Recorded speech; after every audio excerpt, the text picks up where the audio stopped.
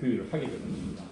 그런 관점에서 제가 오늘 이제 여기 계신 분들께 강의드릴 사항은 국회입니다. 그리고 또 입법입니다.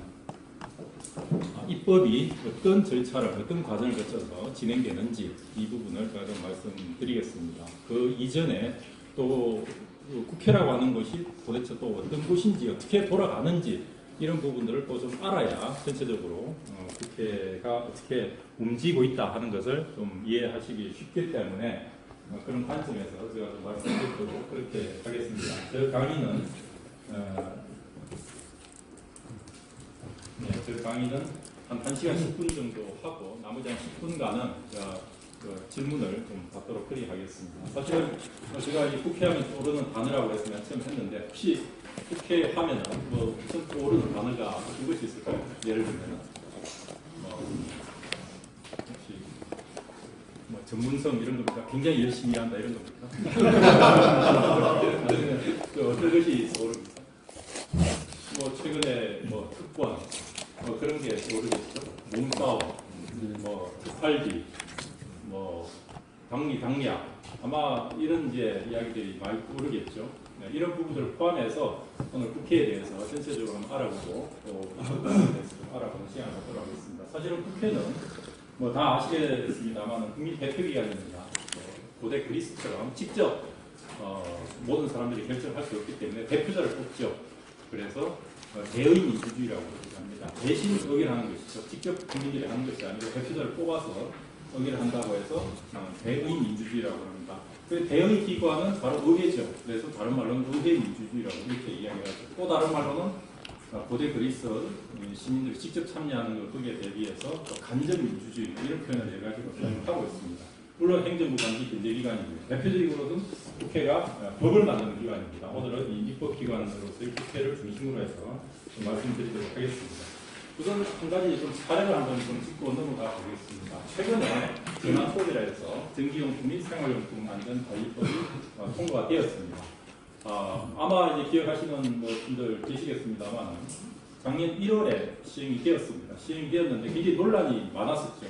이 전환법 자체가 기존에 전기용품 안전관리법이 있었고 또 공산품 안전관리법이 있었습니다. 그런데 전기용품이든 공산품이든 다 공업적으로 생산된 이런 걸 대상으로 같이 하기 때문에 이 사항들을 법을 하나로 통합을 했죠. 통합을 해서 전기용품 및 생활용품 안전관리법으로 이제 제정을 하게 된 것입니다. 그리고 나서 이 법을 이제 시행을 했죠. 시행을 했습니다. 작년 1월에 시행을 했는데 아주 난리가 났죠. 난리가 났습니다. 왜 그랬을까요? 우선 구매대행 이런 쪽에서 난리가 났죠. 동대문시장 의료체에서 난리가 났습니다. 왜냐하면은 이 법에 따르면은 이 생활용품 중에는 의류 이런 것도 있습니다. 가방 이런 것들도 있는데 이제 의류를 제조를 하게 되면은 이 법에 따라서 KC 마크를 부착하도록 되어 있습니다. 제품 시험을 하도록 되어 있죠. 그런데 영세한 업체들은 그 제품 시험을 하고 KC 마크를 부착하는데 비용이 굉장히 많이 들겠죠. 그리고 이 마크가 없으면 요즘 이제 좀 유행하고 있는 해외 구매대 이런 업무도 사실은 굉장히 어려워집니다. 그래서 이런 쪽에서 인터넷 쇼핑업자라든지 굉장히 반발을 많이 했습니다. 그래서 시행하자마자 바로 법을 개정을 해서 1년간 유예 기간을 줬습니다. 그러나 이 여러 가지 이런 이제 영세한 소상공인들을 중심으로 해서 반발이 그치질 않았죠. 그래서 결국에는 작년 12월에 다시 또 한번 개정을 했습니다. 개정을 해서 이 법에 따르면은 여러 가지 표준이 적용돼야 될 대상이 크게 세 가지가 있었습니다. 하나는 인정, 안전 인정, 또 두 번째가 안전 확인, 세 번째는 공급자가 스스로 적합성을 확인하는 이런 이제 제도가 있었죠. 그 세 가지 대상 용품은 전부 KC 마크를 부착하도록 되어 있습니다. 그런데 이제 마지막에 이 법을 개정을 하면서 KC 마크 부착 의무를 면제를 했죠. 그 면제를 한 것이 안전기준 준수, 안전기준 준수 대상 용품이라고 하는 걸 별도로 하나 신설을 했습니다. 그렇게 해서 이제 해외 구매 대행이라든지 직구 이런 경우에는 KC 마크가 부착이 안 되어도 구매 대행을 할 수 있도록 이렇게 했죠. 그리고 동대문 의료상인들이 바로 이렇게 안전 기준에 적합하다 하는 이런 기준만 준수하면은 바로 판매할 수 있도록 해서 지금 일단락이 되었습니다.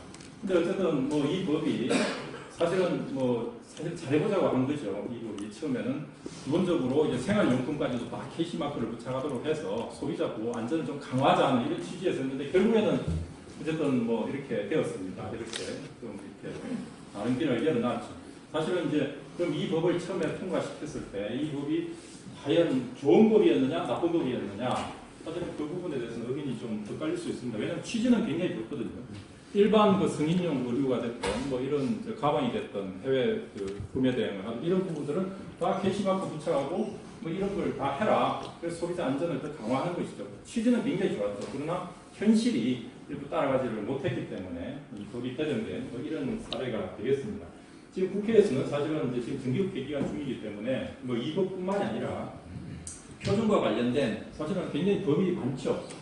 뭐 제가 여기 나열한 이 법들은 아마 표준과 관련된 직접적인 이런 법이라고 보시면 될 거고 이 외에도 다양한 뭐 표준 관련되는 법들이 있습니다. 제가 이 자료를 만들 때 보니까 한 28건 정도 개정안이 제출이 되어 있더라고요. 아마 지금은 훨씬 더 많이 아마 제출이 되어 있을 겁니다. 어쨌든 이런 법들이 지금 이번 정기국회에서 이제 다시 아마 이 개정안들이 논의가 될 것을 예정으로 했습니다.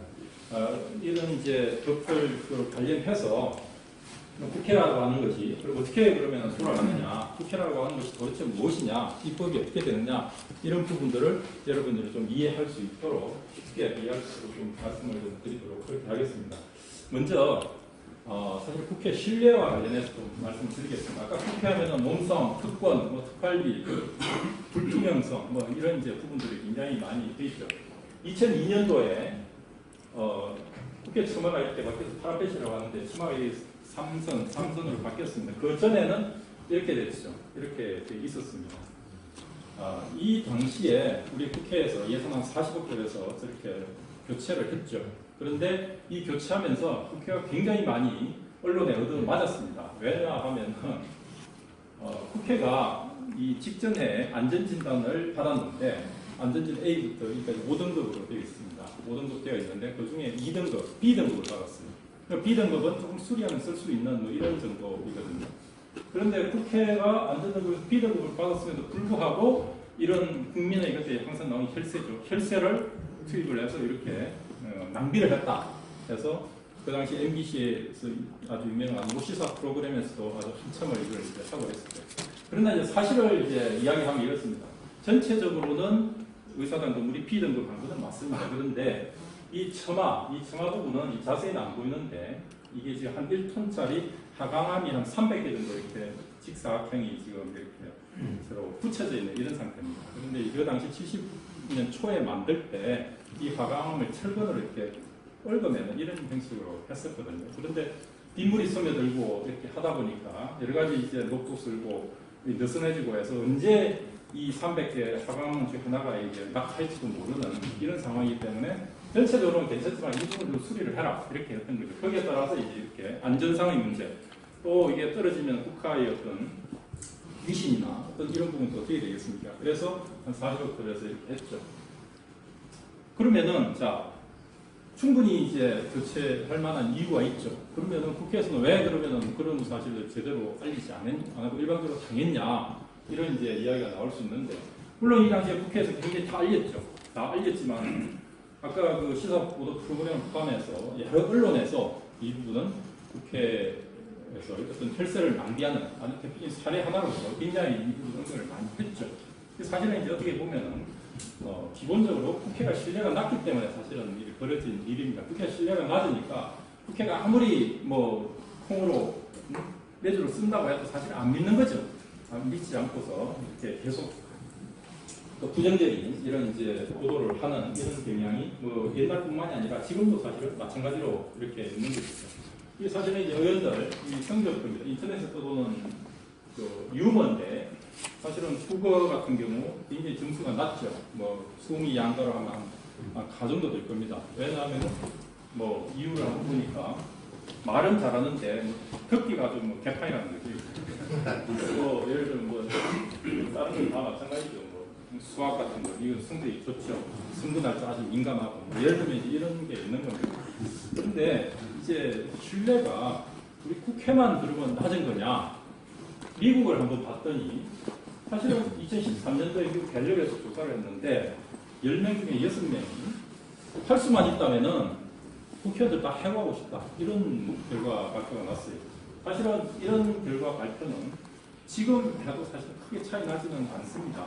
물론 이제 2013년도에는 좀 특별한 사정이 있었습니다. 그 당시 오바마 행정부가 우리나라 의료보험제도죠. 우리나라 의료보험제도를 본받아서 국가에서 전 국민들이 의료보험을 할 수 있도록 예산 지원을 해주는 이런 법안을 통과를 시켰습니다.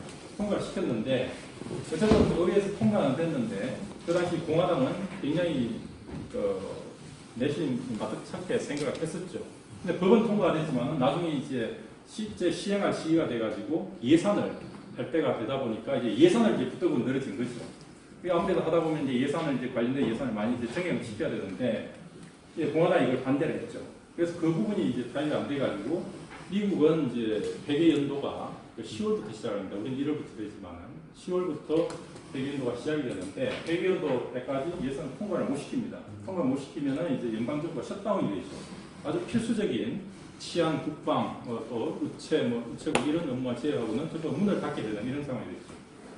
그래서 이때 이제 셧다운이 됐는데 이 당시에 이제 갤럽에서 조사를 해보니까 의원들 전부 해고하고 싶다 이런 이제 결과가 나온 것이죠. 사실은 이것뿐만이 아니라 미국에서는 여러 단체에서 학교에서도 그렇고 여러 공공기관들 또 여러 이제 중요 집단들을 대상으로 해서 여론조사를 합니다. 여러 신뢰도 조사를 합니다. 신뢰도 조사를 하면은 사실 미국을 해도 상당히 그 아래쪽에 나타나죠. 거의 뭐 마지막에서 한 두세 번째 이렇게 나타납니다. 사실 이거 어떻게 보면 우리 국회에 있는 사람 입장에서 보면 굉장히 의외거든요. 왜냐하면 우리 국회에서 근무하는 사람 입장에서는 과거부터 미국 의회는 굉장히 선진화되어 있고 굉장히 잘 운영이 되어 있고 그래서 우리가 굉장히 본받아야 될 이런 이제 그 식으로 이렇게 우리는 항상 이제 미국 의회를 생각해 왔는데 사실은 신뢰 문제에 있어서는 우리하고 별 차이가 없다는 것이죠. 뭐 이뿐만이 아니라 뭐 다른 유럽도 마찬가지죠. 제가 지금 금융위기 나기 전에 그리스에 한번 갔었는데 그리스 사람들 의회에 대해서 어떻게 생각하냐고 물어보니까 그리스 사람들도 국회의원들은 소라고 비유를 소라 긍정적인 의미보다도 반응이 느리고 자기 고집대로 하고 우리 말을 잘 듣지 않는 뭐 아주 이런 부정적인 이런 이야기를 제가 들었는데 어쨌든 국회에 대한 신뢰가 뭐 과거나 지금이나 또는 우리나라나 또 외국이나 뭐 낮은 것은 부인할 수 없는 사실인 것이죠. 아마 이런 이제 신문 기사들 제가 몇 개를 모아봤는데 뭐 이런 이제 신문 기사들은 아마 지금 정기국회가 열렸기 때문에 아마 내일 모레 아마 앞으로 한 일주일 안에 또 찾아보면 아마 어렵지 않게 이런 기사들을 또 아마 찾아볼 수가 있을 겁니다. 이런 기사들. 이런 부분들에 대해서 우리가 몇 가지만 좀 한번 좀 확인을 좀 짚어보고 그 다음에 입법 과정에 대해서 좀 넘어가도록 그렇게 하겠습니다. 자, 대표적인 이제 이것들이 정치인들은 싸움박질만 하고 있다. 또 의원들은 법률안 심사에 관심도 없고 또 전문성도 없다. 법률안 가결률 봤더니 너무 낮더라. 또 법사위원회 또 발목을 너무 짚더라. 이런 이야기들이 사실 언론에서 보면 공통적으로 좀 많이 나오는 이런 이야기들입니다. 이 부분을 좀 한번 자세하게 좀 보고 넘어갈게요. 정치인들 싸움박질만 일삼고 있다. 이 사실은 뭐 한 10년 전이긴 합니다만은 2011년 대선에 정치 광고를 했죠. 나원동 국밥집 할머니가 나와서 국밥을 크면서 그때 이제 대선 후보가 나오니까 제발 쓰잘데기 싸움 박질 좀 그만해라 하는 이런 이제 할머니가 그렇게 이야기를 하죠. 어떻게 보면은 굉장히 국민 정서에 호소하는 이제 그런 이제 걸로 다가오는 거죠. 아마 국민들이 느끼기에 정치인들이 싸움을 하지 않으면은 아마 이 광고를 하면은 굉장히 어색하게 받아들여지겠죠. 그러나 이 부분이 굉장히 자연스럽게 받아들여질 정도로 국회 하면은 또 정치인들 하면은 싸움 박질하는 사람들 하는 이런 쪽에 사실은 이미지가 굉장히 이제 묻어 있는 거죠. 그럼 국회에서 왜 싸움 박질이 일어났는가? 이걸 한번 좀 보고 넘어가겠습니다. 사실은 이제 국회는 총 300명이죠. 300명이 모두 모여있는 데가 본회의장입니다. 본회의장인데 300명이 다 입법활동을 구체적으로 할 수 없기 때문에 전문 분야별로 상임위원회를 나눠놨습니다. 지금 17개 상임위원회가 있죠. 상임위원회당 평균 의원 수가 한 25명에서 한 30명 정도 이렇게 되죠. 그 정도 돼서 보통 그 17개 상임위원회로 나눠놨습니다. 그래서 법안이 이제 통과되려면 어떻게 해야 되냐면은 법안이 처음에 하면은 상임위원회로 보냅니다. 상임위원회로 회부가 돼서 상임위원회에서 심사를 하죠. 예를 들면 아까 전환법 같은 경우에는 산업통상위원회, 산업통상자원위원회로 이렇게 회부가 되죠. 그 상임위원회에서 심사를 합니다. 상임위원 심사가 다 끝나면은 그 다음에는 법사위원회, 법제사법위원회라고 해서 법사위원회로 법을 보내게 됩니다.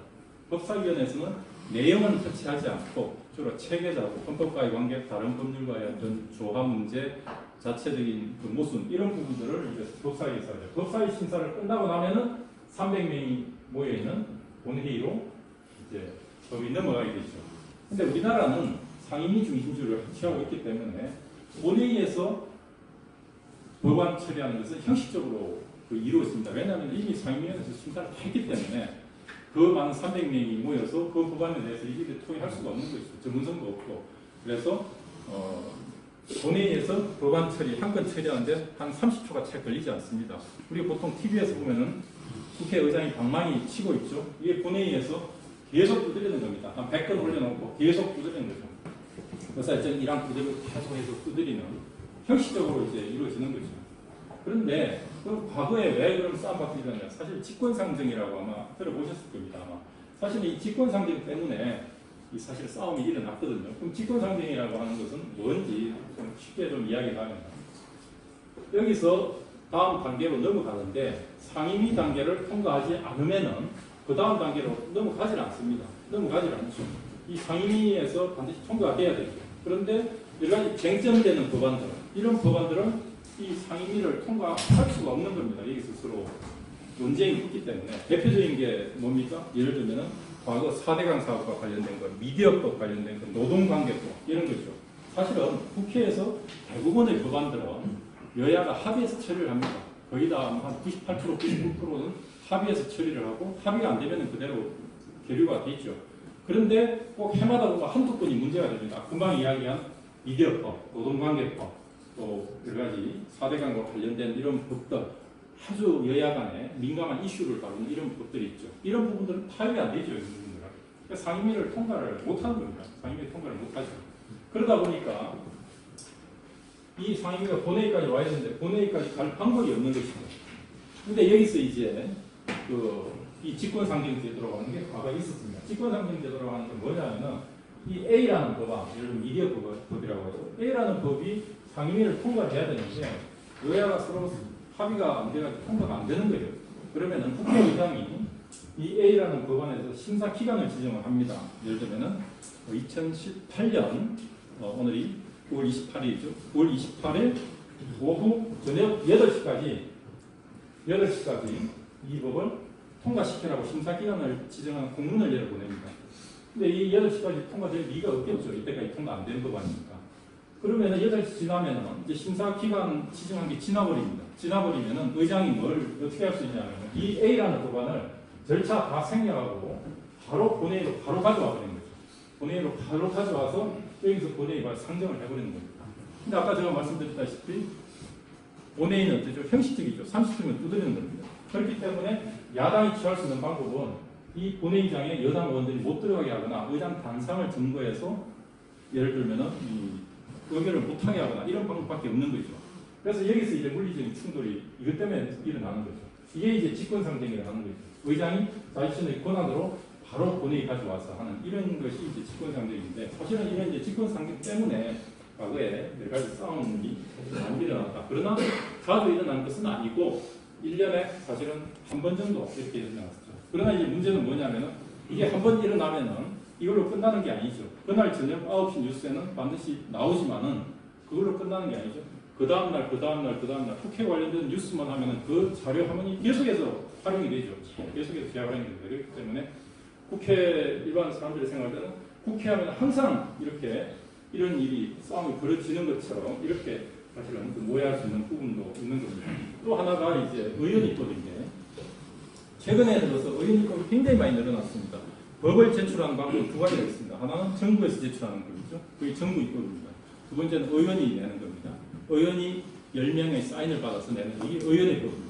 과거에는 정부 입법 중심으로 다 이루어졌죠. 그런데 지금은 의원 입법 중심입니다. 의원들이 굉장히 법을 많이 내죠. 뭐 이건 이제 국회 기사인데 뭐 여러 가지 이제 보면은 의원 입법이 너무 넘쳐나기 때문에 오히려 이제 여기에 따른 여러 가지 문제점들을 지적하는 이런 이제 우려들이 많이 있습니다. 의원 입법을 보니까 13대 국회가 1988년입니다. 서울 올림픽이었을 때 그렇겠죠. 지금 19대가 지금 직전입니다. 지금은 20대 국회고 2년 전까지가 19대 국회였죠. 이 비중을 한번 보니까 88 올림픽이 열리던 18대 때는 보니까 4년 동안에 의원들이 낸 법안 숫자가 600건이 채 안 됐습니다. 굉장히 적었죠. 근데 어느 순간 이렇게 쭉 늘어나더니 지난 19대 때는 16,000건이 늘어났습니다. 아마 20대 때는 아마 2만 건이 넘어갈 겁니다. 의원 입법은. 그럼 정부 입법은 어떠느냐? 16,000건 될 때 정부 입법은 한 1,몇백 건밖에 되지 않았습니다. 한 10%밖에 안 됐죠. 그 정도로 지금 국회는 정부에서 낸 법안보다는 의원들이 내는 법안, 의원 입법 중심으로 이렇게 지금 돌아가고 있는 이런 상황입니다. 그러면 이 그래프를 볼 때 10대 때 여기 때부터 급격하게 이렇게 늘어나죠. 저 시기가 2000년 중반입니다. 2000년 중반인데 그럼 왜 그러면 이때 이렇게 많이 증가됐을까요? 물론 여러 가지 이유가 있습니다. 이때 보면은 여러 가지 언론이나 시민단체에서 의원들 평가를 시작합니다. 그 평가가 뭐냐면 의원들이 법안을 몇 건을 제출했느냐 이걸 가지고 서열을 쭉 내겠죠. 그러다 보니 의원들이 서로 경쟁이 막 붙는 겁니다. 그 의원 입법 실적을 막 올리기 위해서. 그러다 보니까 뭐 예를 들면 말도 안 되는 이런 것들도 많이 쏟아내고 했죠. 이 당시에. 그러다 보니까 굉장히 이제 올라가는 이런 게 됐습니다. 예를 들면은 뭐 남자를 남성으로 바꿔야 된다 해서 그 법만 찾아봐도 한 20개, 30개 되겠죠. 예를 들면 20개, 30건이 되는 겁니다. 그게 예를 들면은 일종의 건수 채우기식의 이런 이제 부분들이 많이 이제 됐었죠.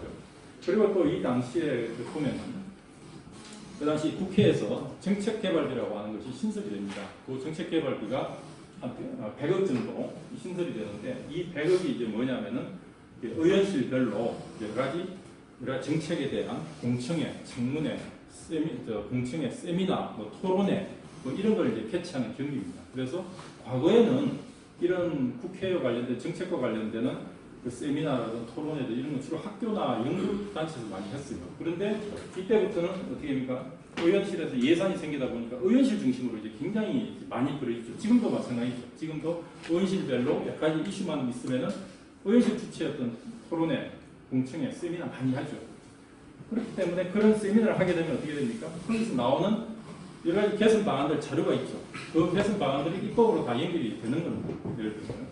그리고 또 이 무렵에서 2000년 이후에 민주노동당이 이제 처음으로 원내에 진출하게 되죠. 민주노동당이 진보정당이 이제 들어서면서 굉장히 진보적인 법안들을 많이 쏟아냅니다. 그렇게 되기 때문에 기존의 보수정당들도 거기에 맞대응해서 또 여러 가지 법안들을 많이 쏟아내죠. 어쨌든 이런 부분들이 복합적으로 작용을 해서 이때부터 폭발적으로 이렇게 증가 추세에 있는 이런 이제 부분들이 있는 것이죠. 사실 의원입법이 많이 늘어나다 보니까 부정적인 측면도 많이 있습니다. 대표적인 것이 규제가 너무 많이 들어가는 거 아니냐 이런 부분들이죠.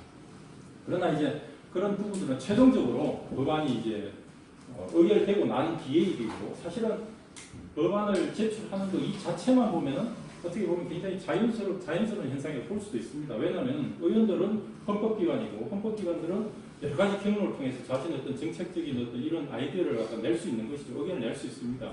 장관을 상대로 한 질의를 해서도 할 수도 있고 예산안 심사를 통해서 자기가 의견을 낼 수도 있고 그러나 가장 일반적인 보편적인 부분이 자기의 정책 아이디어를 의견을 이런 법안으로 직접 내는 것이죠. 그래서 어떻게 보면은 이 부분 자체는 굉장히 자연스러운 현상이라고 볼 수 있는데 근데 문제는 뭐냐면은 이것이 이제 너무 이렇게 많이 늘어나다 보니까 과연 그 국회에서 충분히 심사할 이런 그 여력이 되느냐 시간이 되느냐 이 부분이죠. 사실은 오히려 지금은 문제는 이렇게 많이 쏟아내는 것이 문제가 아니라 오히려 국회에서 상임위원회, 소위원회를 얼마나 많이 열어서 그런 법안들을 제대로 많이 토론하고 논의하느냐 이 부분들이 사실 굉장히 중요하죠. 그런데 그 부분이 지금 현재로서는 부족한 그런 상황이죠. 왜냐하면 지금 그 많은 이런 정책 아이디어들을 토론을 해서 지금은 여러 가지 실행 가능성이나 타당성이 부족해도 그런 자료들이 계속 쌓이고 하다 보면은 한 5년 전, 7년 후에 가서는 그런 부분들을 또 좀 변형을 해서 좀 더 충실한 현실에 맞는 정책들을 낼 수 있는 토양이 되거든요. 그렇기 때문에 토론이 이제 많이 이루어져야 되는데 아직까지 그런 부분들은 사실은 부족한 점이 좀 있다 하는 부분을 말씀드리고요. 하나만 더 말씀드리면은 법률안 이제 가결률 부분입니다. 뭐 사실은 국회에서 법률안 가결률이 너무 낮은 거 아니냐 하는 이제 이런 이제 이야기들이 많이 있습니다. 그런데 또 한편으로 생각하면은 가결률이 낮아지는 것은 어떻게 보면 당연한 이야기를 볼 수 있죠. 왜냐하면은 우리 가결률이라고 하는 것이 제출된 건수분에 처리된 건수를 이야기를 하는데 이미 아까 말씀드린다시피 분모가 굉장히 커졌죠. 과거에 비해서 분모가 굉장히 커졌기 때문에 이 가결률 자체는 떨어질 수밖에 없는 이런 이제 구조인 것이죠. 사실은 이 가결률이 높은 것도 사실은 문제가 될 수 있습니다. 왜냐하면은 우리나라 법률안 총 건수가 몇 건 정도 되겠습니까? 우리나라에서 지금 이 시행되고 있는 법률안 총 건수 한 1,350개 정도 됩니다.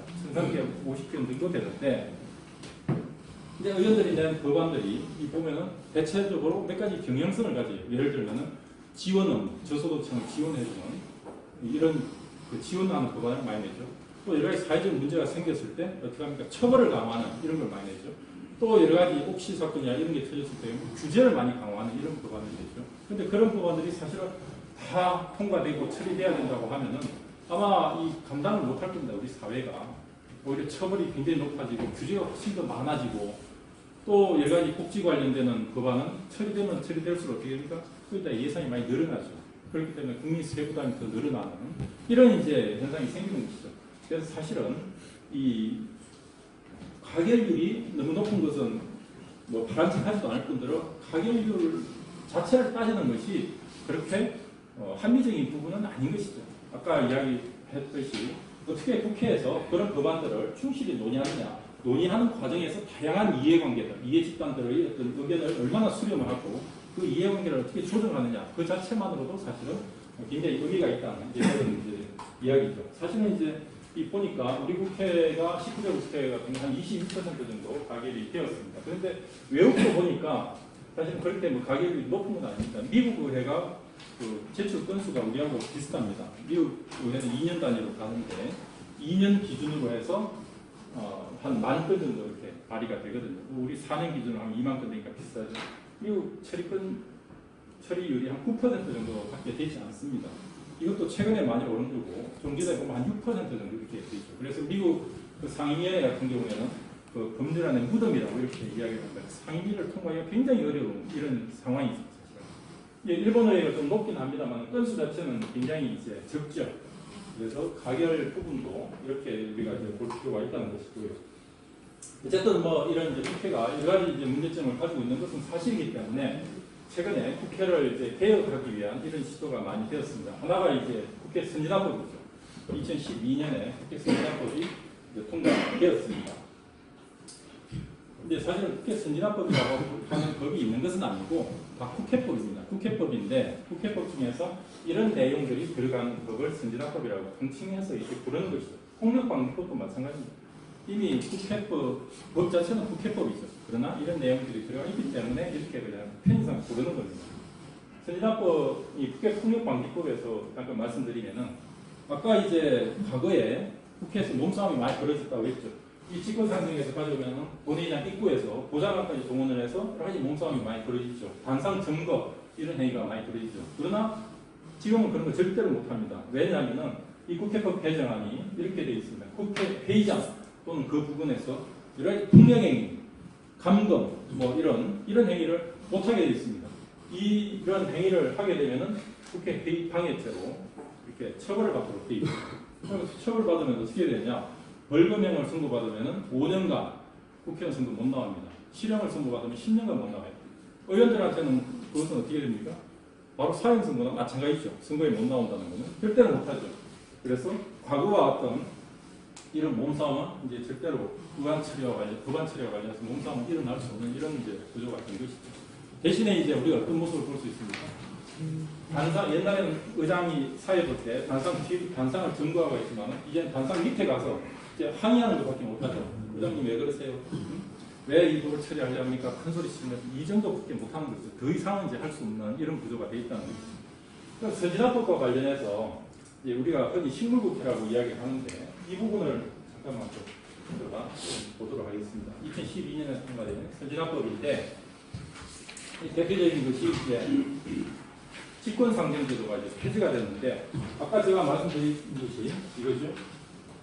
상미연에서 논쟁에 대해서 처리가 안 됐을 때 심사기한을 딱 지정을 합니다. 2018년 9월 28일 오후 8시까지 그 법안을 처리를 해 주십시오. 공문을 보내고, 그때까지 안 되면은 이걸 본회의장으로 바로 끌고 와서 바로 방망이를 치는 것이 직권상정이라고 했죠. 그런데 이 직권상정제도가 어떻게 됐습니까? 과거에는 요건이 아무것도 없었습니다. 의장님 마음이죠. 의장님 마음만 보고 언제든지 아무 법안이나 가져올 수 있었죠. 그런데 이 요건을 엄격하게 제한했습니다. 천재지변, 전시사변 같은 국가 비상사태, 굉장히 예외적인 경우를 해놨죠. 근데 사실은 천재지변이나 전시사변 이런 경우는 사실 평시에는 일어날 수 없는 상황이죠. 다른 말로 하면은 이 직권상정제도가 사실은 없어진 겁니다.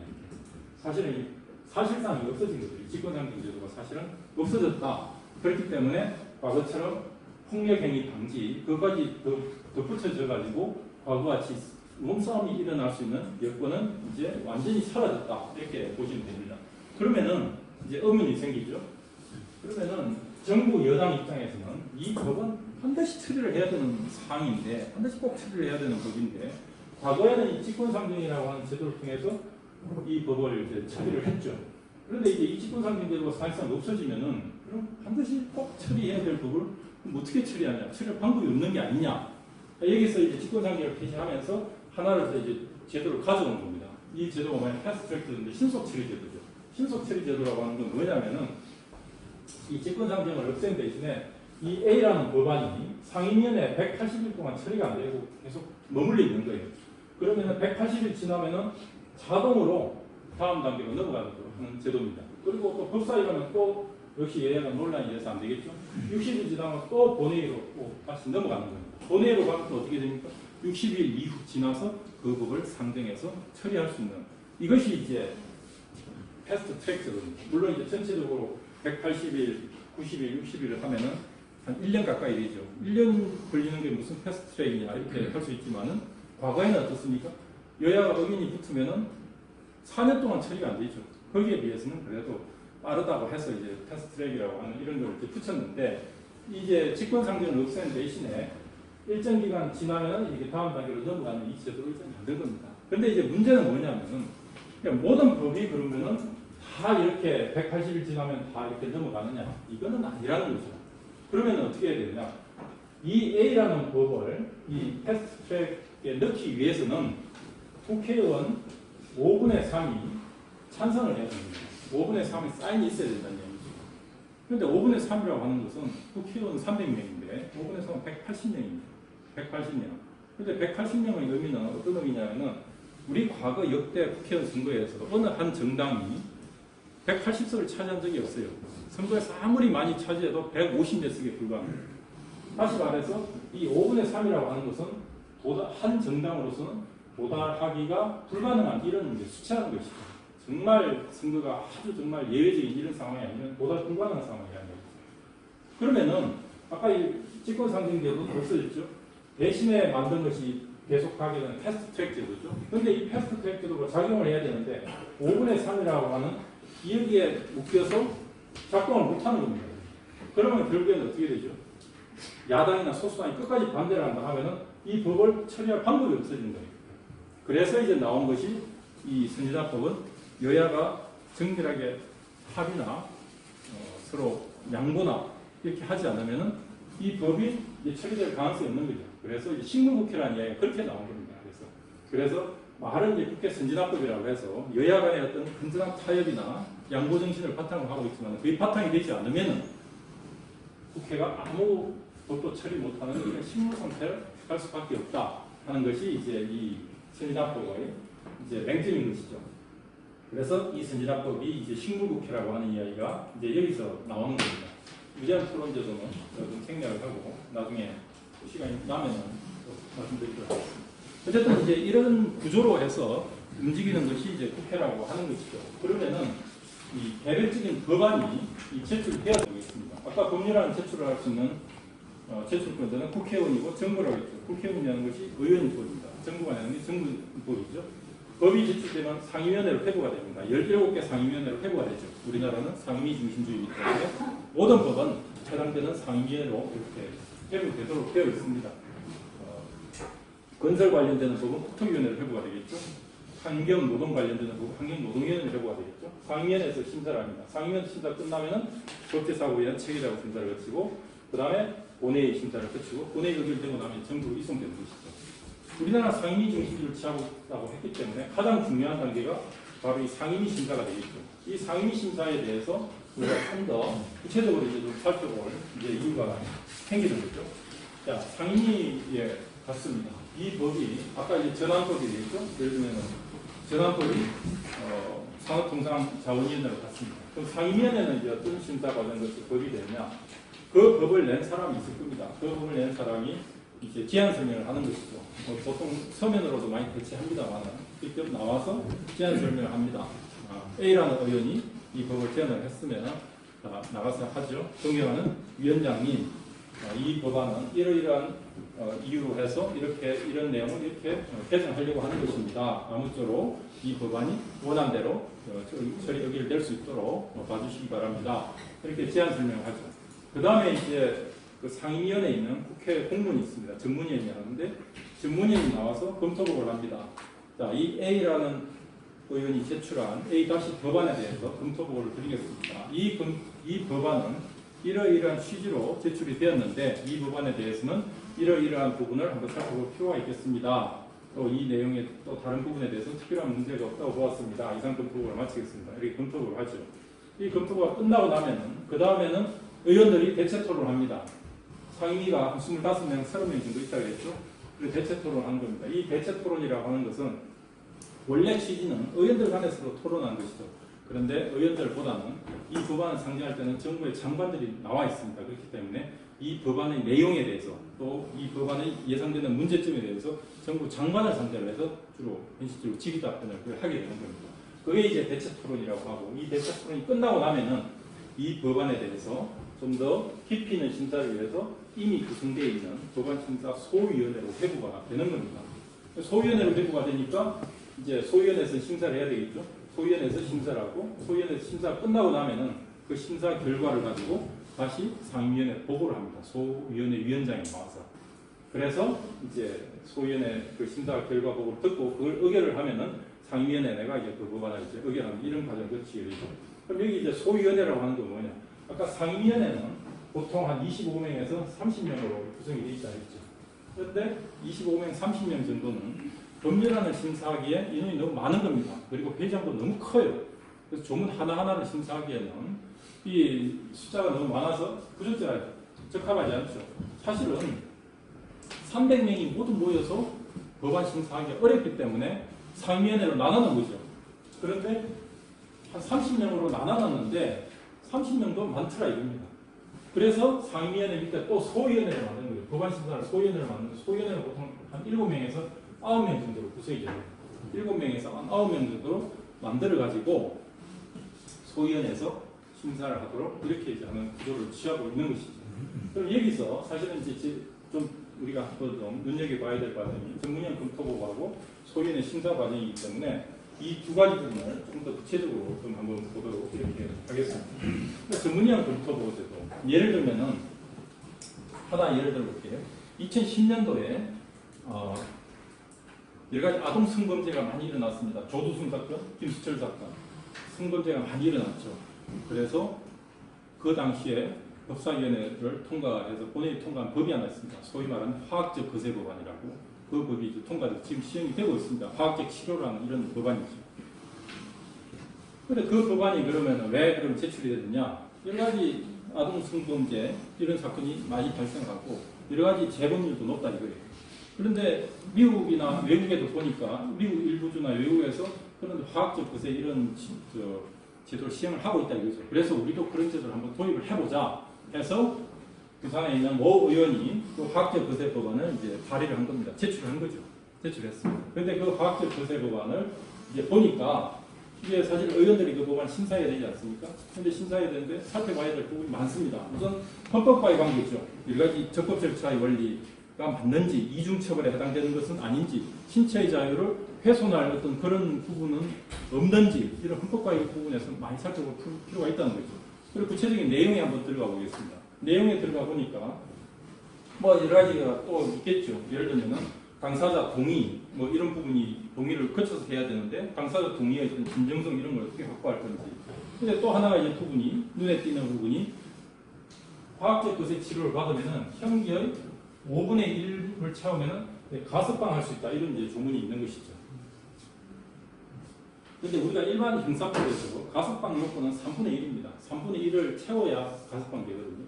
그런데 과학적 치료를 받으면은 5분의 1만 하면은 가석방 할 수 있다.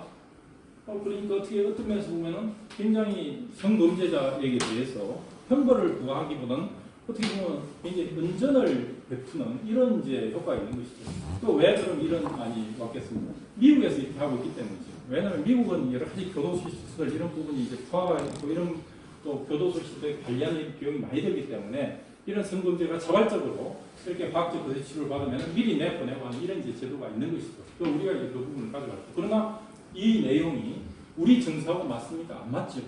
그렇기 때문에 이 법안에 대해서는 여러 가지 살펴봐야 될 부분들이 많이 있는 겁니다. 그렇기 때문에 이 법을 만들 때는 사실은 법이 아까 한두 건이 아니라고 했죠. 지금 19대만 해도 지금 16,000건이 지금 법안이 제출됐죠.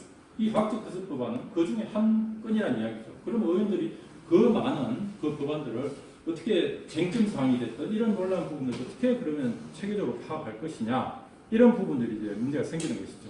의원들은 보좌진들이 있습니다. 보좌진들이 있죠. 보좌진들이 8명이 있습니다. 보좌진들이 열심히 이제 자료조사해서 여러 가지 쟁점들을 해주죠. 또 국회 내에는 또 여러 가지 지원기관들이 있습니다. 지원기관들이 해주죠. 또 여러 가지 이해집단들이 있죠. 이해집단들이 문제제기를 많이 하죠. 언론에서 문제제기를 많이 하죠. 이런 부분들을 종합적으로 해서 의원들이 이제 그 법안 내용을 심사를 하는 것이죠. 또 그 외에 또 하나 의원들이 참고하는 것이 전문형 검토보고라고 하는 것이죠. 이 부분은 국회법에 명시적으로 규정이 되어 있는 겁니다. 제안 설명을 하고 난 다음에 전문형 검토보고를 하도록 되어 있는 것이죠. 검토보고 내용은 이렇습니다. 아까 과학적 거세 법안 같으면은 예를 들면 이렇죠. 이 법을 제출한 취지가 뭐냐? 취지를 설명해주고 아까 헌법과의 관계 구체적으로 검토를 하는 것이죠. 헌법과의 관계에서 어떤 부분을 살펴봐야 되고 조문별로 살펴봐야 될 부분은 뭐가 있는지 그리고 또 외국 사례는 어떻게 지금 운영되고 있는지 이런 부분들을 체계적으로 작성해서 만든 자료가 그 과학적 거세 법안에 대한 검토보고가 된다는 것이죠. 그럼 왜 그럼 이런 이제 검토보고를 하느냐? 사실은 법안들이 너무 많은 거죠. 물론 과거에는 뭐 적었습니다만 어쨌든 의원들 입장에서 봤을 때는 의원들 중에서는 여러 가지 이제 다양한 유형이 있죠. 예를 들면 법대를 졸업하고 변호사 생활 하다가 의원이 된 사람이 있고 아니면은 시골에서 농사를 짓다가 국회의원이 된 사람이 있죠. 그 사람들이 똑같이 법을 검토할 때는 아마 우리가 출발선을 놓고 봤을 때는 아마 좀 차이가 있을 겁니다. 변호사 출신이 국회의원이 돼서 한 사람은 아마 100m 달리기를 할 때 한 5m 앞선 상태에서 뛰는 것과 같은 거고 시골에서 친환경 농사 짓다가 국회의원 된 사람들이 법안 심사할 때는 아마 10m 뒤쳐서 사는 것과 같을 거예요. 그렇기 때문에 이런 이제 검토보고나 이런 자료들이 누가 국회의원이 되든 간에 그런 하나의 100m 달리기라는 출발선을 갖게 해주는 이런 역할을 한다는 것이죠. 그래서 이 법안과 관련해서 살펴봐야 될 점들은 뭐가 있고 어떤 부분들을 검토해야 되고 관련되는 어떤 외국 사례든지 국내 어떤 이런 연역이라든지 이런 것 어떻게 됐고 이런 부분들을 알려주는 것이 이제 이 자료라고 이제 하는 겁니다. 사실은 이제 또 하나는 사실은 이제 의원들이 아무리 전문성을 가지고 있어도 다 소속 정당이기 때문에 정파적인 또 한계가 있죠. 자기 정파적인 어떤 관점을 또 바라보는 이런 부분들이 있는 겁니다. 그래서 과학적인 중립적인 입장에서 관련되는 정보들을 다 수집하고 모아서 체계적으로 알려주는 이 부분이 이제 이렇게 하는 겁니다. 또 하나의 목적은 이런 것이죠. 예를 들면은 그러니까 우리가 제가 만약 요리사인데 요리를 한다고 한번 쳐볼게요. 그러면은 어떻게 해야 되니까 시장에 가서 무슨 재료들을 사와야 되죠. 재료들을 사와서 그 재료를 다듬고 그리고 요리를 만들어야 되겠죠. 그런데 요리는 자기가 만들더라도 누가 시장을 대신 봐줄 사람이 있다면 그 재료들을 좀 다듬어줄 사람이 대신 있다면 요리사는 어떻게 보면 굉장히 요리하는 업무에만 집중할 수가 있겠죠. 그래서 시장을 좀 대신 봐주고 다듬어주고 하는 이런 역할을 하는 것이 사실은 이제 전문형 검토보고다. 이렇게 이제 생각하시면 아마 좀 이해가 쉽지 않나 이렇게 생각이 듭니다. 어쨌든 지금 의안들이 굉장히 많아지고 있는 상황에서 전문형 검토보고에서 제시되는 이런 부분들은 이제 다른 아까 이야기한 보좌진들이 여러 가지 내는 의견들, 이해 집단에서 내는 의견들, 또 언론에서 내는 문제 제기들 이런 것 다 포함해서 법안 심사하는데 하나의 중요한 참고 자료로서 활용이 된다는 겁니다. 어쨌든 이런 이제 내용들을 이렇게 이제 담보니까 이런 말씀을 드리고요. 아까 이제 이야기한 법안 심사 소위원회입니다. 사실은 과거에는 뭐 아까 13대부터 14대부터 제가 이야기했습니다만 그때는 소위원회 중요한 부분만 회부를 했습니다. 소위원회 중요한 부분만 회부하고 나머지는 전체회의에서 이렇게 다뤄서 통과하고 했죠. 지금은 예외 없이 소위원회로 거의 다 넘어갔어요. 거의 다 법안 심사 소위원회로 다 넘어간다는 이야기죠. 왜냐하면 소위원회가 아까 7인에서 9인으로 되어 있죠. 소회의실은 공간도 굉장히 좁습니다. 굉장히 서로 마주 앉아서 이렇게 하죠. 굉장히 안전히 효율적으로 할 수 있는 이런 이제 구조로 되어 있다는 이야기죠. 그런데 이제 이 소위원회에서 이제 여기와 관련된 이제 우리가 구조가 이제 어떤 문제가 있냐면은 소위원회에서 심사를 해서 이 심사가 하루가 걸리든 아니면 한 달이 걸리든 간에 소위원회에서 서로 합의한 내용 의결을 하겠죠. 이 소위원회에서 이제 심사 내용을 상임위원회 가서 보고를 합니다. 예를 들어서 소위원장이 보고를 하죠. 위원장님 그리고 위원 여러분 이 A-라는 법안에 대해서 우리 소위원회에서 A, B, C, D, E, F로 7명의 의원들이 지난 한 달 동안 걸쳐서 진지하게 심사를 했습니다. 심사한 결과 이 제3조에 대해서는 이건 원안대로 하기로 하고 제7조에 대해서는 이렇게 수정하기로 하고 8조에 대해서 이렇게 수정하기로 하고 이렇게 합의를 했습니다. 하고 보고를 하죠. 전 상임위원회 보고를 합니다. 그러면은 소위원회에서 이제 상임위원회로 보고를 하죠. 소위원회에서 상임위 보고를 하는데 소위원회에서 보고한 내용이 상임위원회에서 그러면 어떻게 처리가 되느냐 지켜봤더니 별다른 이의 없이 대부분이 다 그대로 그냥 받아들이는 거죠. 물론 이제 아주 예민하고 쟁점사항 이런 부분은 다르지만 대부분의 법안들을 보니까 소위에서 서로 합의한 내용, 의결한 내용이 상임위원회에서 별다른 이의 없이 그대로 그냥 원안대로 받아들여진다 이거죠. 그러면은 이 상임위원회에서 또 이렇게 해서 처리된 법안이 나중에 법사에 거쳐서 본회의 300 모이는 본회의로 가 있고 본회의 가서 그럼 어떻게 되었냐? 본회의 가서 봤더니 역시 또 상임위원회에서 거의 다 처리한 법안이 거의 수정 없이 본회의 통과되더라 이 이야기죠. 다시 역으로 이야기하면 어떻게 되냐면 국회는 300명의 의원들이죠. 합의체입니다. 회의체죠. 모든 국회의 회의체의 의사결정은 전체의 합의로서 이루어지죠. 그게 회의체의 특성이죠. 그래서 기본적으로 어느 법안이 됐든 간에 이 300명의 의원이 그 법안 내용에 대해서 사실은 골고루 관여하고 골고루 의견 제시하고 골고루 동의를 하고 해야 그 관계를 받는 것이죠. 그런데 실제로 봤더니 이 법안이 300명이 동의한 이 법안은 뿌리를 찾아갔더니 한 30명으로 25명으로 구성되어 상임위원회에서 의결한 내용을 거의 그대로 그냥 받아들여지더라 이야기죠. 그러면 25명, 30명으로 구성된 그 상임위원회 법안 이 법안은 또 그 뿌리를 찾아가서 그려봤더니 7명, 9명으로 구성되는 소위원회에서 심사한 내용을 거의 그대로 받아들이라 이야기죠. 역으로 이야기하면은 그 법안에 대해서 실제적으로 이 사람들이 거의 다 좌우를 하는 이런 현상이 벌어지고 있다는 겁니다. 이렇게. 그래서 소위원회 시대라고 제가 좀 표현을 해놨는데 그러니까 이 부분은 이제 어디서 또 우리가 이제 알 수 있느냐면은 과거에 아까 제가 앞에서 전문위원 검토보고 하고 나서 대체 토론을 한다고 그랬죠. 위원들이 서로 대체 토론을 합니다. 그 법안에 대해서 장관들 상대로 해서 묻기도 하고 서로 의원들 상대로 묻기도 해요. 과거에는 한 10년 전만 하더라도 그 대체 토론이 굉장히 활발하게 이루어졌습니다. 상임위원회에서 그 법안 내용을 가지고 의원들 계속 문제 제기도 하고 뭐 여러 가지 장관들 질문도 하고 많이 했죠. 그러면은 거기서 나온 의견들 이런 부분들을 이제 그 전문위원실에서 정리를 해서 소위원회 심사할 때 이런 자료들을 많이 하고 있죠.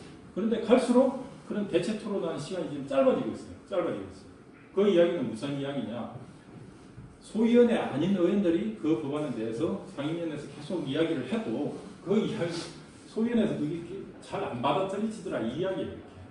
그러다 보니까 이제 좀 체념 상태로 접어드는 거죠. 이렇게 예를 들면. 그래서 거기서도 우리가 이제 어쨌든 이제 알 수 있고 어쨌든 소위원회에서 이 지금 전체적인 이런 부분들을 이제 좌지우지하는 이런 이제 구조로 사실은 이제 진행이 되어 가고 있다. 우리 이제 도발심사라는 거지. 이런 이제 말씀드리고, 뭐 이거는 제가 사진을 몇 장 가져왔는데, 이거 회의장이죠. 뭐 아마 국회 출입해 보신 분들은 아마 다 아시겠습니다만, 여기가 위원장 자리고, 이쪽이 여당 의원 자리고, 이쪽이 야당 의원 자리고, 여기 가운데가 장관이죠. 행정부 또 공공기관 직원들이 앉는 자리, 이 부분이 이제 그 상임위원회 중에 하나입니다. 이 부분이 이제 아까 이야기한 검토보고서죠. 신용정보보호법. 그런데 이제 최근의 특징은 뭐냐면은 과거에는 한 의원이 발의한 법안에 대해서 검토보가 하나씩 이렇게 나갔습니다. 그런데 지금 보면은 이 신용정보보호법인데 여러 의원들이 나온 법안들이 묶어서 이렇게 하고 있거든요. 이제 이게 왜 이런 현상이 생기냐면은 의원입법이 아까처럼 워낙 많이 이제 생기다 보니까 그 한 분야에 대해서 서로 비슷비슷하거나 서로 조금씩 다른 그런 개정안을 내는 경우가 많이 있습니다. 그래서 이런 개정안들을 같이 묶어서 검토도 하고 비교도 하고 이제 한다는 얘기죠. 그래서 실제 소위원회 할 때도 이 법안들을 다 묶어서 한꺼번에 이렇게 비슷한 것들을 묶어서 한꺼번에 이렇게 심사를 하는 겁니다. 한꺼번에 아까 전환법 같은 경우에 아까 이제 전환법에 문제가 있다고 그랬죠. 구매 대행 업체 문제가 많이 있습니다. 그러다 보니까 그걸 이제 개선하려고 하는 개정안들이 여러 건 나왔겠죠. 그럼 그 개정안들을 다 모아놓고 서로 다른 내용으로 개정하자고 이런 내용이 나오겠죠. 어떤 건 아예 폐지하자는 것부터 시작을 해서 뭐 하겠죠.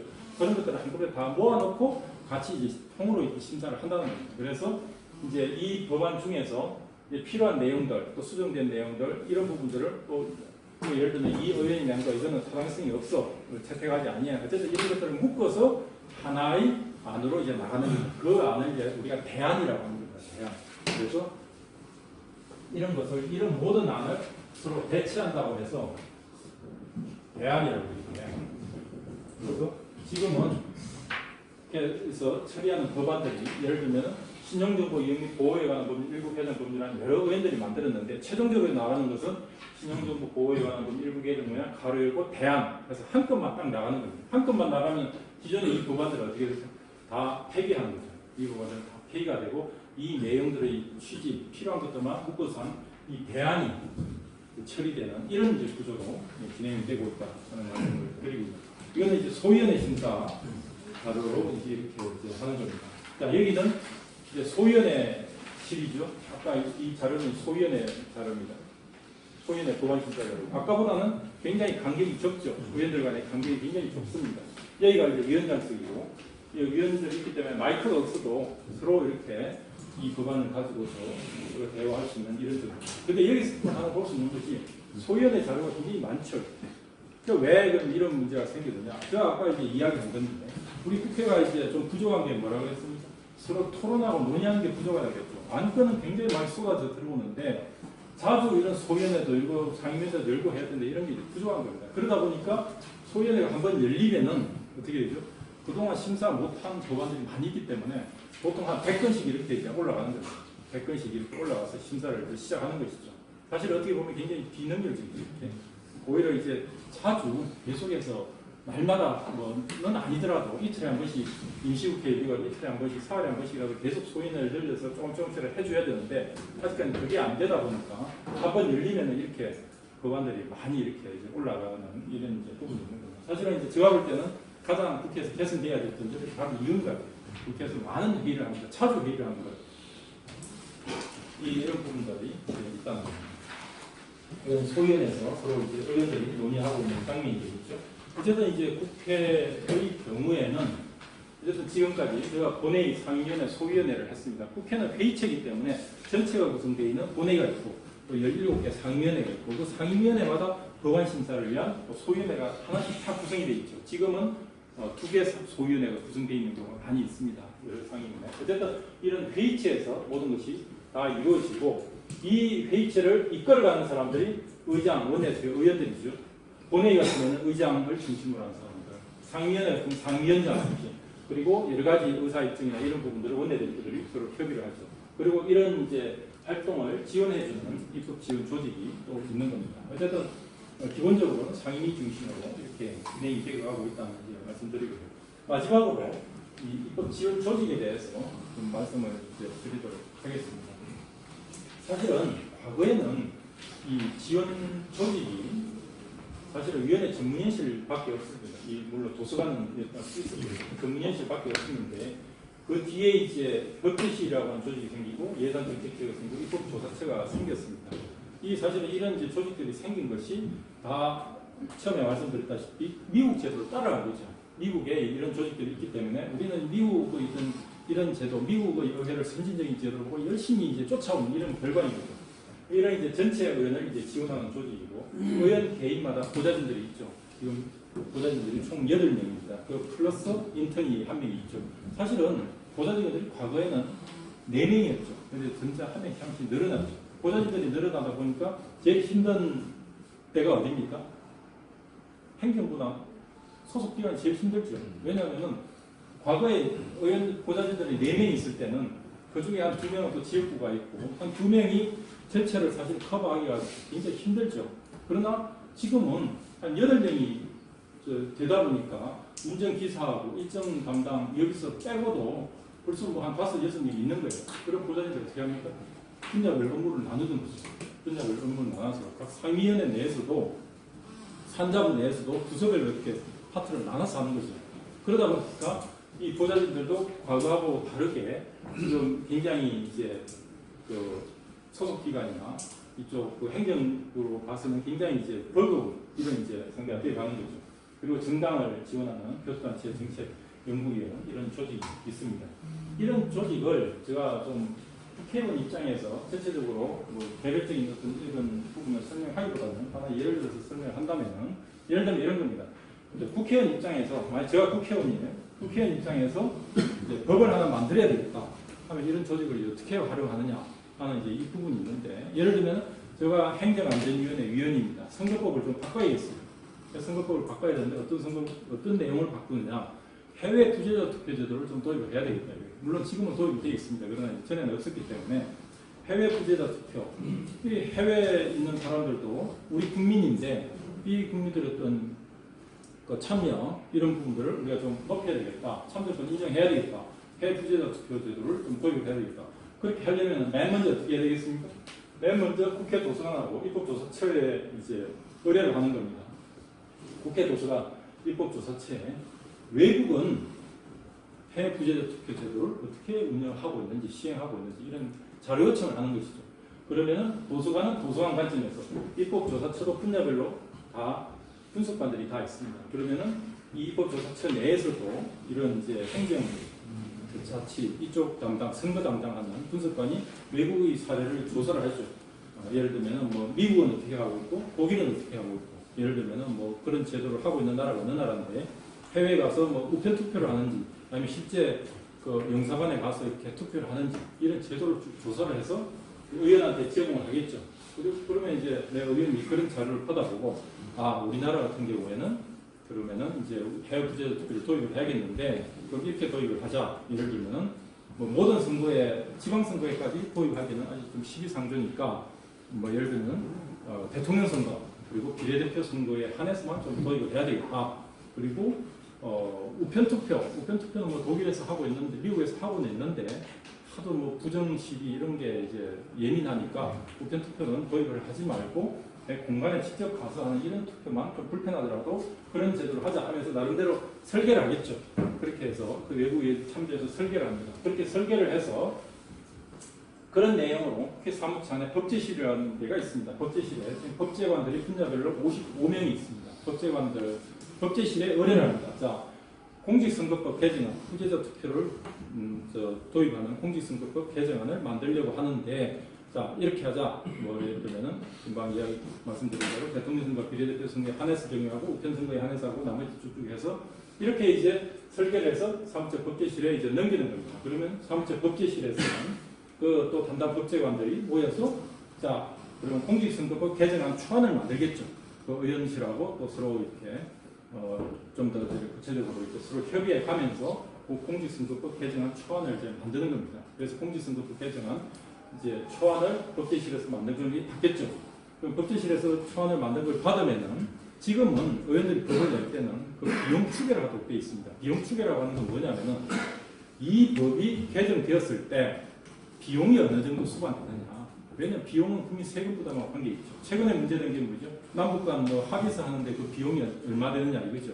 그거는 정부에서 내는 거기 때문에 정부에서 추계를 하는 것이고, 의원들이 낼 때는 의원들이 반드시 비용 추계서를 첨부하도록 되어 있습니다. 비용 추계가 어디서 하냐면 예산정책처입니다.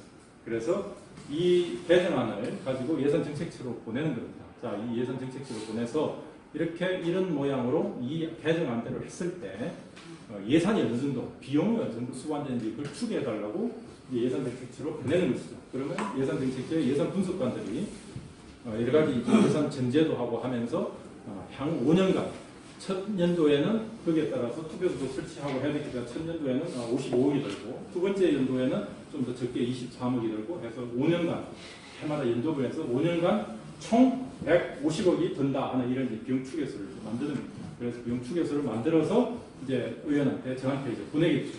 저한테 보내면은 저는 이제 사무처 법제실에서 온 이런 이제 개정안하고, 물론 이제 법제실에서 오더라도 그 법제실에서 보낸 개정안은 법제관들이 단독으로 만든 자료는 아니고 우리 보좌관하고 서로 협의해서 충분히 만든 자료시겠죠. 우리 보좌관하고 충분히 만든 그 자료 플러스 예산정책처에서 제시한 이 비용 추계서하고 첨부해서 그 다음에 이제 사무처에다가 정식으로 검열하는 제출을 하는 겁니다. 접수를 시키는 것이죠.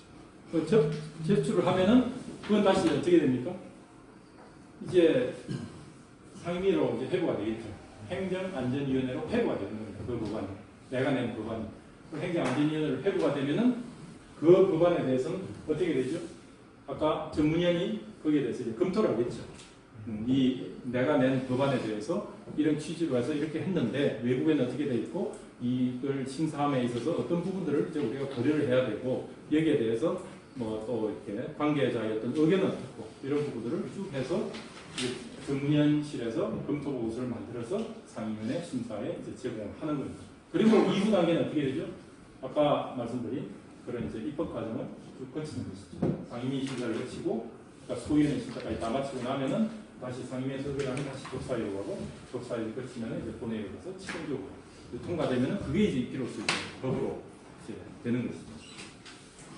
표준 관련되는 법도 사실은 다 마찬가지로 이런 과정을 거쳐서 사실은 다 되는 겁니다. 물론 이제 정부에서 법을 낼 수도 있어요. 정부에서 법을 내면은 아까 이제 이런 이제 조직의 도움을 받을 필요는 없겠죠. 정부에서 법을 내면은 어떻게 됩니까? 이것이 바로 이제 상임위 단계 바로 시작이 되죠. 그러나 의원들이 법을 낼 때는 이제 그 이전에 이런 단계를 거치고 그 다음에 이제 다시 이런 공식 프로세스를 거쳐서 이제 법이 최종적으로 통과되고 심의되는 이런 과정을 거친다 하는 이 말씀 드리고요. 그리고 어쨌든 이제 국회라고 하는 것이 과거의 국회는 사실은 제가 처음에 국회에 들어갈 때만 하도록 국회하면은 빠지지 않는 단어가 있었죠. 어느 그 논문이든 아티클이든 국회 이야기 나오면 빠지지 않는 단어 통법부가 있습니다. 통법부. 국회는 정부에서 낸 법안을 그대로 통과시키는 것이다. 방망이 두드리는 것이다. 거의 수정 없이 통과시키는 것이다. 통법부라는 개념이 있었는데 최근에는 어떻습니까? 의원입법의 범위가 굉장히 커지고 그리 하다 보니까 정부에서 법을 내도 정부 법안이 거의 원안대로 통과되는 경우가 굉장히 적습니다. 정부 법안도 한 3분의 2는 거의 다 수정돼서 국회에서 다 통과되죠. 어떻게 보면은 입법의 어떤 이런 이제 주도권이 국회 쪽으로 지금 많이 오고 있는 이런 상황에 있다. 그래서 과거에는 어떻게 보면은 당 총재라고 하는 이런 정치 지도자가 모든 것을 결정을 하고 거기에 따라서 정당 일사불란하게 움직이고 의회는 필연적으로 그게 따라가는 뭐 이런 이제 시기였습니다만 지금은 어떻게 보면은 이제 의회가 자율적으로 이렇게 움직이고 하는 이런 단계로 지금 나아가고 있다. 물론 그 단계로 완벽하게 나아갔다 이거는 아니죠. 왜냐하면 아직도 당론이라든지 이런 부분들이 있는 거죠. 그래서 의원들이 자율성이 부족하고 하는 이런 부분이 있지만은 어쨌든 그런 과정으로 나아가는 이제 변화 단계에 있다 이런 말씀을 제가 드리면서 저 강의는 제가 이것으로 마치고 어쨌든 뭐 이런 부분을 질문을 좀 시간이 좀 있기 때문에 질문 좀 받도록 하겠습니다. 예. 그 전문위원이 굉장히 중요한 것 같은데요. 네. 그 전문위원들은 어떤 사람이 되고 아까 보니까 이 조직에 속하는 거죠. 정책연구위원이 전문위원이 되는 건가요? 예. 그 이제 사무처 조직이 있고 당 조직이 있습니다. 당 조직이 있는데 아까 이제 정당의 정책연구위원들은 당뇨이죠. 당에 소속된 이제 당에도 보면 정책연구위원, 정책전문위원 뭐 이런 직책이 있습니다. 그래서 그 사람들은 이제 당에 소속된 사람이라고 보시면 되고, 아까 이제 검토보고서를 공식적으로 상임위원회에서 하는 이제 이 사람들은 국회 사무처에 소속된 공무원들입니다. 그래서 이제 국회 사무처에 처음에 들어가서 예를 들면 국회 사무처 들어가는 방법이 여러 가지가 있죠. 지금 8급 공무원심 있고 또 입법고시가 있습니다. 그런 사람들이 들어가서 국회 한 20년 이상 근무를 하면은 그 사람들이 승진해서 전문인이 되고 한 25년 정도 근무하면은 그 위에 또 수석 전문인이라고 있습니다. 또 수석 전문인이 되고 해서 그 사람들이 이제 책임지고 여기에 대한 글을 쓰는 사람들이죠. 그래서 공무원이기 때문에 기본적으로 제일 중요한 중립성을 지켜야 됩니다. 어느 정당이 편파적인 것이 아니고 여야 중간에서 오로지 이제 국민적인 관점 이런 관점에서 다양한 정보, 많은 정보들을 제공해주는 그런 역할을 하는 사람들이 전문위원이다. 그 전문위원도 분야별로 이렇게 나눠져 있나요? 뭐 국회도 뭐 통상부, 외교부 등등 하는데 다 각기 다른데 17개 상임위원회가 있다고 말씀드렸죠. 17개 상임위원회마다 전부 각각의 수석 전문위원이 다 있습니다. 그리고 수석 전문위원이 이제 혼자인 경우도 있고 또 전문위원이 또 한 사람 더 있는 경우도 전문위원 2사람 있는 경우도 있고 그래서 전문위원이 통틀어서 3사람 있는 이제 그런 이제 상위원회도 있죠. 그럼 그 전문위원들끼리 서로 업무를 나눠서 이렇게 하는 그런 것들도 있습니다. 예. 예. 9월 7일날 입학식 때 엘리베이터를 처음 타고 올리면서 사장님을 뵀었는데 마음속으로 클래스메이트신가 보다 마음속으로 생각했고 인사를 못 드렸는데 하여튼 그 후에 이렇게 아주 귀한 분을 만나뵙게 돼서 반갑고요. 또 오늘 국회를 바라다 볼 수 있는 새로운 뷰를 주셔가지고 굉장히 의미가 있던 시간이었던 것 같습니다. 감사합니다. 두 가지만 질문을 드리겠습니다. 지금 이제 차장님께서는 국회 안에서 이렇게 오랫동안 전문적인 이런 역할을 해오셨는데 이 국회라는 서클 안에서 볼 때 우리나라 국회가 현재 바람직하게 가고 있는 방향, 그다음에 지금 여기서 또 발전의 방향도 이미 말씀해 주셨지만은 좀 개선해야 될 점, 이런 점이 어떤 것이 있는지 이렇게 좀 말씀 좀 해주시고요. 하나는 개인적인 질문입니다. 제 개인적으로 차장님께서 21대 국회의원이 되시면 참 잘해주시겠다 이런 생각이 드는데 차후에 국회의원 선거를 나가실 계획은 없으십니까? 예. 뭐 뒤에 것부터 말씀드리면은 뭐 선거에 나갈 계획은 뭐 당장에 없다는 말씀드리고요. 그리고 이제 국회와 관련해서 어떤 방향으로 개선돼 나가기보다 사실은 끊임없는 개선의 어떤 과정이라고 이렇게 이제 보시면 될 것 같습니다. 사실은 이제 의회 제도에 대해서 우리가 이제 사실은 하나 이제 이야기하는 것이 경제적인 측면에서 어떤 발전 성과 이 부분을 굉장히 많이 이야기를 합니다. 그러나 정치적인 분야에 대해서는 굉장히 사실 아까처럼 신뢰 이야기처럼 마이너스적인 이런 이야기를 하거든요. 사실 우리가 한강의 기적을 이루어내지 않았습니까? 60년대, 70년대, 80년대 보면 굉장히 많이 지금 바뀌어져 있죠. 경제적으로 엄청나게 많이 성장을 했습니다. 그러면 정치적인 면을 우리가 한번 보도록 하죠. 사실은 뭐 제가 오늘 뭐 시간 없어서 말씀은 제가 못 드렸습니다만 우리 의회 제도의 역사, 우리 의회 민주주의라고 했죠. 제가 의회 제도의 역사를 보면은 영국에서 시작이 되었습니다. 750년의 역사입니다. 1965년부터 750년의 역사를 거치면서 이것이 해왔고 미국의 의회 제도도 영국 제도를 받아들이면서 한 250년이라는 그런 역사를 거치면서 지금 해오는 겁니다. 거기에 비하면은 우리 국회는 이제 올해가 딱 70년입니다.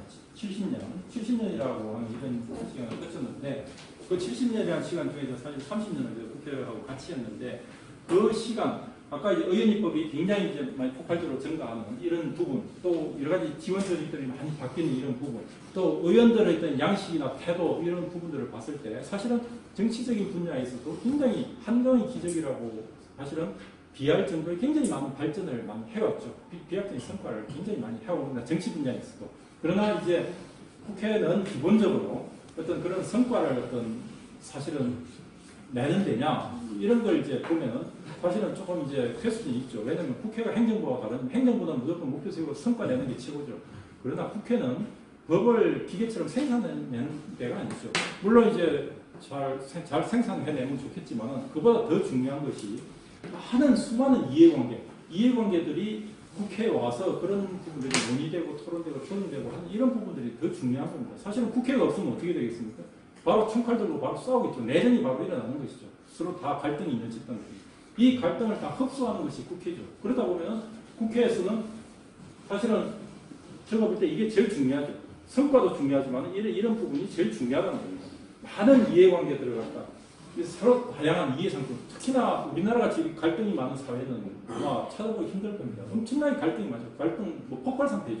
이 부분들을 어떻게 많은 다양한 의견들을 불러서 당장의 성과는 안 내더라도 그래도 국회에서 논의를 하고 토론을 하고 뭔가 개선책을 찾아보고 하는 이런 부분들이 우리 전체의 어떤 갈등, 비용 이런 부분들을 줄이는데 또 사회가 또 역동적으로 나아가는 데 토대가 된다는 거죠. 그래서 앞으로 이런 부분들이 사실은 좀 많이 좀 나아가야 되는데 사실은 이런 대표적인 영국의죠. 영국의 항상 토론을 하는 영국의 우리는 이런 부분이 좀 부족하다. 그렇지만은 우리는 이제 사실은 지난 70년 동안에 정치적인 분야가 경제적인 분야 못지않게 굉장히 많은 발전을 해왔다. 그거는 분명한 사실이다 하는 것을 말씀드리고 또 개선해야 될 점도 많다. 그 점 드리고 말씀드리겠습니다. 예. 또 예. 지금 제일 큰 화두가 된 게 이제 선거법 개정에 관해서 예. 많은 얘기가 오고 있지 않습니까? 예. 그 비례대표제를 이렇게 도입이 돼야 된다는 것은 예. 대의에 많은 분이 예. 동의하는데 예. 구체적으로 여러 가지 안 중에서 예. 제일 우리나라에 합당하다고 생각했던 안은 어떻게 구성하고 계신지. 제가 뭐 거기까지 구상은 안 해봤는데요. 그러나 이제 확실하게 개선돼야 될 점은 뭐냐면 선거에서도 비례성 원칙이 보완이 돼야 된다. 그건 분명한 사실입니다. 왜냐하면 우리가 소선거구제지 않습니까? 소선거구제를 채택을 하다 보니까 지역 유권자들의 어떤 표심하고 실제 나타나는 의석분포하고는 괴리가 굉장히 크죠. 괴리가 굉장히 크기 때문에 이런 부분들을 예를 들면은 그 독일 같은 데는 권역별 비례대표제라고 해서 예를 들면 이런 거죠. 예를 들면 A라는 정당, 뭐 기사단 기민당하고 A라는 정당, B라는 C라는 정당이 A라는 정당이 모든 자기 정당 득표율을 있지 않습니까? A라는 정당이 득표율을 45% 받고 B라는 정당이 25% 받고 C라는 정당이 뭐 13% 받았다 하면은 총 의석수는 그 의석수에 맞춰서 딱 정해지는 겁니다. 딱 정해지고 그리고 나서 나머지 부분들은 비례대표는 어떻게 채워지느냐면은 자, 의석수가 100석이라고 하면은 자, 득표율의 A라는 정당이 45%를 받았어요. 그러면은 우리 당이 가져가야 될 의석이 45석인 겁니다. 45석인데 지역구 의석에서 30석밖에 못 얻었어요. 그럼 15석은 비례대표로 채우게 되는 겁니다. 그렇게 되면 이제 비례성이 정확하게 딱 맞죠. 그래서 사실은 이제 그런 이제 비례성 원칙을 이제 맞춰가야 바람직한 제도죠. 그러나 이제 이 단점이 있습니다. 지역에서 우리 당 대표가 45석만 딱 받으면 되는데 우리 지역에서 선거를 맞이해가지고 55석을 얻었는데요. 그럼 그 10석을 어떻게 할 거냐 이거죠. 오바됐는데 그거 인정해 줄 수밖에 없잖아요. 그러다 보니까 권역별 비례대표제 이런 부분들이 굉장히 바람직하긴 한데 의석수가 굉장히 결과적으로 많이 늘어나 버린 이런 문제가 생깁니다. 그런데 우리 같이 이제 그 국회에 대한 신뢰가 낮은 상태에서 지금 300명도 많다고 반으로 줄이려고 하는 마당에 300명이 아니라 한 330명까지도 될 수 있다 하는 이런 제도를 채택하기가 사실은 굉장히 어려운 거죠. 사실은 기본적으로 이 선거구제를 채택하는 이 부분은 어떤 부분하고 관계가 있냐면 사실 우리 그 구조를 양당제로 가져갈 거냐 아니면 다당제로 가져갈 거냐 또 양당제냐 다당제냐 이 부분은 우리 더 위에 통치 구조를 어떤 식으로 가져갈 거냐 지금 대통령제로 가져갈 거냐 아니면은 의원 내각제로 갈 거냐 이거 다 관련이 있는 겁니다. 지금 같은 소선구제를 하면은 선거를 하면은 필연적으로 양당제가 될 수밖에 없어요. 영국 양당제지 않습니까? 보수당, 노동당 양당제 물론 제3당이 있지만 존재는 미미하고 그 왜 양당제냐? 영국은 비례대표가 없어요. 소선구제입니다. 소선구제 650개 선거구에 3명씩 되거든요. 소선구제가 양당제가 될 수밖에 없어요. 독일은 왜 다당제냐? 중대 선거구제 플러스 비례대표제거든요. 그렇기 때문에 다당제가 나타난 겁니다. 다당제에다가 그런 의원 내각제하고 결합이 돼서 하는 거죠. 그래서 단순히 이제 선거구제를 이렇게 바꾸는 문제 이런 부분은 단순히 소선거구의 장점이 뭐고 대선구제 장단점이 뭐냐 이걸 따질 것이 아니라 우리가 앞으로 정치 구도를 통치 구조를 어떻게 가져가고 정당 구조를 양당제 구조로 가니까 다당제 구조로 가야 할 거냐 이런 거하고 사실은 전체적으로 맞물려서 이 부분에 대한 사실은 판단이나 논의가 진행돼야 된다. 그 부분은 그 시점으로 제가 말씀드렸습니다. 네, 혹시 또 질문? 예, 한 분만 더 봐도 될까요? 예. 아, 예, 예. 예. 그 하시고 예. 예. 아니, 그러니까 그러니까 입법이 의원 입법 아니면 정부 입법 말씀하셨는데 요즘같이 이제 첨단 기술이 막 나타나고 필름 복잡해지고 할 때 의원들이 다 알고 입법하기도 어렵고 정부도 다 알고 입법하기 어려우면 전문가들이 어떤 채널이 있어서 이런 게 필요하다라는 게 하는 그런 뭔가 창구가 있어야 될 것 같은데 지금처럼 딱 이렇게 구분돼서 의원 아니면 정부다 딱 이렇게 되면 결국 제한된 어떤 입법 관계는 안 되는 거 아니에요? 그래서 이제 한 게 입법청원이라고 하는 게 있습니다. 개인이나 이해집단이나 이런 데서 의원 소개를 받아서 이런 안을 만들어 주십시오 하고 입법청원을 낼 수 있습니다. 입법청원을 내면은 그러니까 법률하고 똑같은 절차를 거칩니다. 똑같이 회부돼서 검토보도 하고 똑같이 그거하고 같이 심사를 하는 그런 제도가 있다는 걸 말씀드리고요. 그리고 개인이 요즘 뭐 국회 뭐 특통인가 해가지고 개인이 어떤 입법 의견을 그 플랫폼을 만들어가지고 이렇게 올리고 하는 경우가 있습니다. 의원들은 또 그걸 참고하는 이런 경우가 있어요. 그러나 이제 이런 부분들이 기본적으로 아직까지는 하나의 보조적인 말 그대로 보조적인 비중도 굉장히 미미한 수준의 보조적인 이런 이제 수준에 머물러 있고 사실은 그것도 앞으로 우리가 좀 더 시민 참여의 직접 민주주의 요소를 더 확대해 나가는 이런 게 사실 하나의 과제이다 이런 말씀드리겠습니다. 예. 제가 맨날 의학 정보 텍스타일 들어가고 같이 얘기하면 의학 비정인데 유일하게 보입니다. 이게 2017년도 12월 1일 날 접수가 됐고 소관위가 2018년도 3월 19일 날 열렸습니다. 그러니까 여쭙고 싶은 거는 소관위라는 게 원래 자주 열리지가 않는지 거기에 대한 법적으로 제한이 없는지 그러니까 분기마다 한 번 또는 그 이상으로 열리게 하는 제한은 없는지 그러니까 두 번째로는 이 안건이 그러니까 한 번 올라가 그 안건이 상정이 안 됐을 뿐이지 소관위가 자주 열렸던 건지 그러니까 첫 번째가 질문인데요.